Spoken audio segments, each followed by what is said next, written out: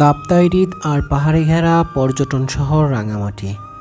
বিশালাকার জলাধারের কাপ্তাই হ্রদ একদিকে রাঙামাটিকে যেমন অপরূপ সৌন্দর্য বাড়িয়েছে, আবার হ্রদই রাঙামাটিকে করেছে দুর্গম। পার্বত্য শহর রাঙামাটির পর্যটন শিল্পে আমূল পরিবর্তন না হলেও বিগত এক দশকে গড়ে উঠেছে ছোট বড় বাণিজ্যিক পার্ক ও বিনোদন কেন্দ্র। হ্রদ পাহাড়ের শহর রাঙামাটির বাণিজ্যিক আয়োজনের বাহিরে এখন পর্যন্ত একমাত্র উন্মুক্ত পার্ক রয়েছে, সেটা হচ্ছে ডিসি বাংলো পার্ক। এখন সেটিও বাণিজ্যিকভাবে চালুর দিকে হাঁটছে প্রশাসন। স্থানীয়রা বলেছেন, রাঙামাটি জেলা শহরের শেষ প্রান্ত জিরো পয়েন্টে অবস্থিত জেলা প্রশাসকের বাংলোর সামনে অবস্থিত পার্কটি পুরো শহরের মানুষের চিত্ত বিনোদন ও কাপ্তাই হ্রদের সৌন্দর্য উপভোগের জন্য উন্মুক্ত স্থান। আশপাশের বাসিন্দারাও পরিবার ও শিশুদেরকে নিয়ে বিকেলের অবসর সময়ে পার্কটিতে ঘুরতে আসেন। একে একে সব উন্মুক্ত স্থানে পার্ক ও বাণিজ্যিকভাবে বিনোদন কেন্দ্র গড়ে ওঠায় শহরের মানুষের যাওয়ার জায়গা নেই।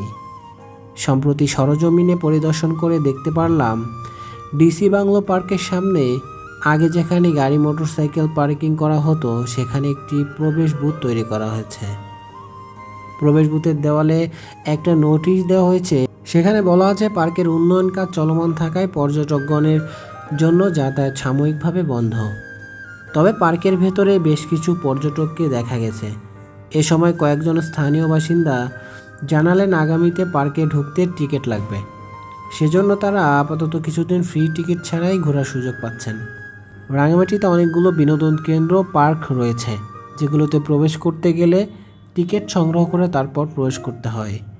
এই একটি মাত্র পার্কই ছিল যেটা জনসাধারণের জন্য উন্মুক্ত ছিল। এজন্য মানুষ এখানে আসলে ফ্রিতেই পার্কটিকে ঘুরে দেখতে পারত এবং পরন্ত বিকেলে ভালো সময় কাটাতে পারত এখানে আসলে। সম্প্রতি পার্কটি সংস্কার ও অবকাঠামোগত উন্নয়নের কাজ করছে পার্বত্য চট্টগ্রাম উন্নয়ন বোর্ড।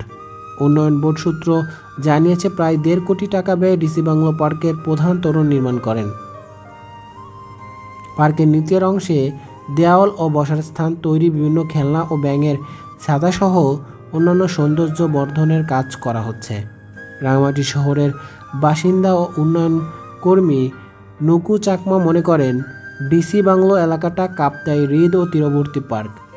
এটি প্রাকৃতিক সৌন্দর্যের জন্য বিখ্যাত এবং ঐতিহ্যবাহী এলাকা। এটি শুরু থেকে উন্মুক্ত ছিল এবং এটি উন্মুক্তই থাকুক, এটাই তার প্রত্যাশা।